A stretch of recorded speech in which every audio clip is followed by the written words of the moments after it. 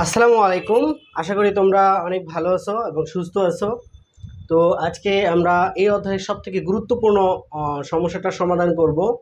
সমস্যাটা পড়ে দেখি। দেখো, এখানে একটি বর্গক্ষেত্রের পরিসীমা একটি আয়তক্ষেত্রের পরিসীমার সমান।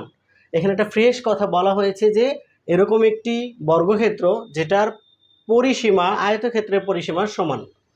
আয়তক্ষেত্রটির দৈর্ঘ্য প্রস্থের 3 গুণ এবং ক্ষেত্রফল 768 বর্গমিটার। প্রতিটি 40 সেন্টিমিটার বর্গাকার পাথর দিয়ে বর্গক্ষেত্রটি বাঁধতে মোট কতটি পাথর লাগবে? অর্থাৎ মেঝে বাধাই করতে যেরকম টাইলস ব্যবহার করা হয়, এরকম কতগুলো ক্ষেত্র এবং তাদের সম্পর্ক দেয়া আছে, সেখান থেকে আমাদের কতগুলো টাইলস লাগবে সেই ক্ষেত্রটা বাধাই করতে, সেটা খুঁজে বের করতে হবে। প্রথমে দেখো, এই যে এই জায়গাতে যে কথাটা বলা হয়েছে, একটি বর্গক্ষেত্রের পরিসীমা একটি আয়তক্ষেত্রের পরিসীমার সমান, আর এখানে বলা হয়েছে বর্গক্ষেত্রটিকে বাড়াই করতে হবে। তাহলে বর্গক্ষেত্রের পরিসীমা আমাদের দরকার। এখন এই জায়গায় দেখো, যে আয়তক্ষেত্রের সমান সেই আয়তক্ষেত্রটির কী দেওয়া আছে? দৈর্ঘ্য প্রস্থের 3 গুণ কন্ডিশন দেয়া আছে এবং ক্ষেত্রফল দেয়া আছে। তাহলে আমাদের এই যে কন্ডিশন দেয়া আছে, এই লাইনটা আয়তক্ষেত্রটির দৈর্ঘ্য প্রস্থের 3 গুণ, এখান থেকে আমাদেরকে আয়তক্ষেত্রের দৈর্ঘ্য এবং প্রস্থ বের করে নিতে হবে। একটু ছবিতে দেখো তোমরা, তাহলে সুবিধা হবে। ধরো এটা একটা আয়তাকার ক্ষেত্র, এই হচ্ছে প্রস্থ ধরো এক্স, তাহলে এটা হবে কি 3 গুণ 3x। তাহলে এই ক্ষেত্রটির ক্ষেত্রফল কত? 768। এখান থেকে আমাদের দৈর্ঘ্যপ্রস্থ বের করলে এটার পরিসীমা যখন আমরা পাবো, তখন বলতে পারবো সেই পরিসীমাটা হচ্ছে এই বর্গক্ষেত্রের পরিসীমার সমান হবে। তাহলে আমরা লিখি, মনে করি আয়তক্ষেত্র থেকে শুরু করতে হবে। মনে করি আয়তাকার ক্ষেত্রের ক্ষেত্রে কি প্রস্থ মনে করতে হবে এক্স মিটার। তাহলে আয়তাকার ক্ষেত্রের দৈর্ঘ্য হচ্ছে 3x মিটার। এখন ক্ষেত্রফল না দিয়ে সরাসরি আমরা শর্তটা লিখে দেই। প্রশ্ন মতে কি বলা হয়েছে এখানে? আয়তক্ষেত্রটির দৈর্ঘ্য প্রস্থের 3 গুণ, সেটা আমরা লিখেছি। প্রস্থ হচ্ছে এক্স, দৈর্ঘ্য হচ্ছে 3x, তাহলে এটা ক্ষেত্রফল 768 বর্গমিটার। সুতরাং এক্স ইন্টু হচ্ছে 3x সমান 768। এখান থেকে এক্স এর মান বের করে ফেলে আমরা 3x স্কোয়ার 768। তাহলে 3 দিয়ে ভাগ করে দেই এক্স স্কোয়ার। দেখো 7-এর মধ্যে যাচ্ছে হচ্ছে 2 বার, 1 থাকে 16-16-এর মধ্যে যাচ্ছে 5 বার, 1 থাকে 18-18-এর মধ্যে যাচ্ছে 6 বার। দেখো এটাকে বর্গমূল করলে কি হচ্ছে আমাদের?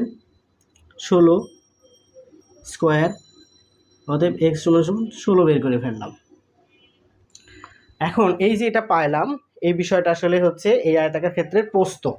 তাহলে অতএব আয়তাকার ক্ষেত্রের দৈর্ঘ্য কত হবে? 3 গুণ, অতএব দৈর্ঘ্য 3 ইন্টু এক্স মানে 16 সমান সমান 348 মিটার। তাহলে আমরা দৈর্ঘ্য এবং প্রস্থ পেয়ে গেছি। প্রস্থ হচ্ছে 16 আর দৈর্ঘ্য হচ্ছে 48। তাহলে এটার আমরা পরিসীমাটা বের করে ফেলি। নিশ্চয়ই তোমাদের পরিসীমার সূত্র মনে আছে।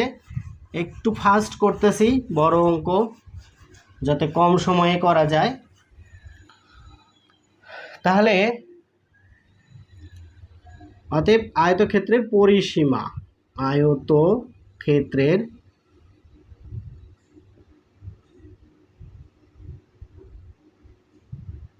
পরিসীমা কি হবে? 2 ইন্টু, সরাসরি লিখি, দৈর্ঘ্য কত? 48, প্রস্থ হচ্ছে 16, তাহলে 16 আর 48 64, 64 দুগুণে 128 মিটার। এই যে 128 মিটার আমরা পেলাম, এই 128 মিটার হচ্ছে এই আয়তক্ষেত্রটির পরিসীমা। বলা হয়েছে বর্গক্ষেত্রের পরিসীমা আয়তক্ষেত্রের পরিসীমার সমান। সুতরাং শর্ত অনুযায়ী বর্গক্ষেত্রের পরিসীমা কত হবে? 128। তাহলে শর্ত অনুযায়ী তোমরা ইচ্ছে করলে লাইনটা লিখতে পারো যে বর্গক্ষেত্রের পরিসীমা আয়তক্ষেত্রের পরিসীমার সমান। সুতরাং শর্ত অনুযায়ী কি হবে? বর্গক্ষেত্রের পরিসীমা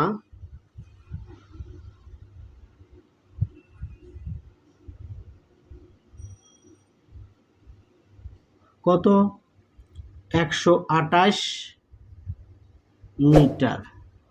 আচ্ছা, বর্গক্ষেত্রের দিকে আমরা একটু খেয়াল করি। এখন আমাদের এই আয়তক্ষেত্রটির কোনো দরকার নেই, এখানে দেখি বর্গক্ষেত্র নিয়ে কি করা যায়। তাহলে এই হচ্ছে আমাদের বর্গক্ষেত্র, ভালো আঁকা হয়নি। তাহলে 4টা বাহু হচ্ছে আমাদের 28 মিটার, তো এক বাহু কি হবে 128 ভাগ 4, যেহেতু পরিসীমা মানে হচ্ছে 4 বাহুর যোগফল, ভাগ করলে কত হচ্ছে আমাদের 3 আর হচ্ছে 2 32, কত 32 মিটার।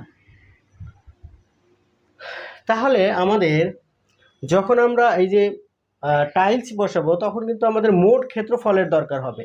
তাহলে বর্গক্ষেত্রের ক্ষেত্রফলটা বের করে নেই। অতএব বর্গক্ষেত্রের ক্ষেত্রফল 32 মানে বাহু স্কোয়ার, এত বর্গ মিটার। তোমরা এটাকে গুণ করো, এভাবে গুণ করে ফেলি। 32 32 দুগুণে 64, 3 দুগুণে 6 আর হচ্ছে 3 3 9, কত হলো 4 6 6 12 2, হাতে থাকছে 1 10, 1024।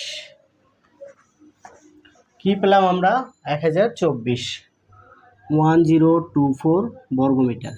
তাহলে এই যে বিষয়টা, এটা হচ্ছে আমরা যে বর্গক্ষেত্রটা টাইলস করব অর্থাৎ পাথর বসাবো সেই বর্গক্ষেত্রের ক্ষেত্রফল কত 1024 বর্গমিটার। এখন দেখো 1024 বর্গমিটারের ক্ষেত্রফল, তাহলে পাথরের ক্ষেত্রফলটা দরকার, কারণ আমরা পাথরের ক্ষেত্রফল বের করে যদি পাথরের ক্ষেত্রফল দিয়ে এটাকে ভাগ করা যায় তাহলে আমরা স্পষ্ট পেয়ে যাব যে কতগুলো টাইলস বা কতগুলো পাথর আমাদের লাগবে। এখানে দেখো প্রতিটি 40 সেন্টিমিটার, যেহেতু এখানে সেন্টিমিটার আছে তাহলে সহজেই বুঝতে পারছো যে এটা আসলে পাথরের এক ধার দেয়া আছে এবং সেন্টিমিটারে আছে। তাহলে পাথরের এই যে এক বাহুর দৈর্ঘ্য এটাকে আগে মিটার করব, তারপর এটার ক্ষেত্রফল বের করে সেই ক্ষেত্রফল দিয়ে এটাকে ভাগ করলে আমরা কাঙ্ক্ষিত পাথরের সংখ্যা পেয়ে যাব। আবার মুছতে হচ্ছে, তোমরা বারে বারে উঠাবে। দেখো তাহলে আমাদের কি প্রতিটি পাথরের দৈর্ঘ্য লিখি, প্রতিটি পাথরের দৈর্ঘ্য দেয়া আছে কত 40 সেন্টিমিটার, 40 সেন্টিমিটার। হ্যাঁ, এটাকে মিটার করে নাও, সমান সমান হবে কত, আমরা 40 ভাগ 100 দিয়ে এখানে মিটার দিয়ে দিই, ঝামেলা শেষ মতো একেবারে। আচ্ছা, 0.4 মিটার। এই যে 0.4 মিটার, এইটা 0.4 মিটার হলো আসলে এই যে পাথরগুলো আমরা বসাবো সেই পাথরের কি এক ধারের দৈর্ঘ্য। সুতরাং পাথরটা তো বর্গাকার, তাহলে এই 0.4কে 0.4 দ্বারা গুণ করলে অর্থাৎ বাহু স্কোয়ার দিলে আমরা এই পাথরের ক্ষেত্রফল পেয়ে যাব। অতএব বর্গাকার পাথরের ক্ষেত্রফল, পাথরের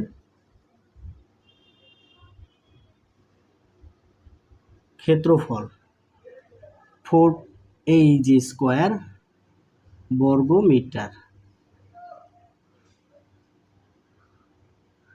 তাহলে 4.16 বর্গমিটার।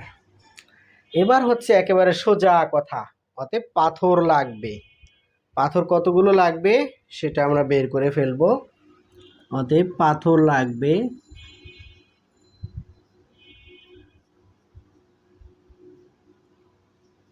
ওই যে বর্গক্ষেত্রের ক্ষেত্রফল ভাগ প্রতিটি পাথরের ক্ষেত্রফল এতটি। এখন এইটা ভাগ করলে যা হবে তাই, আমি একটু ভাগ করে দেখছি ক্যালকুলেটরে।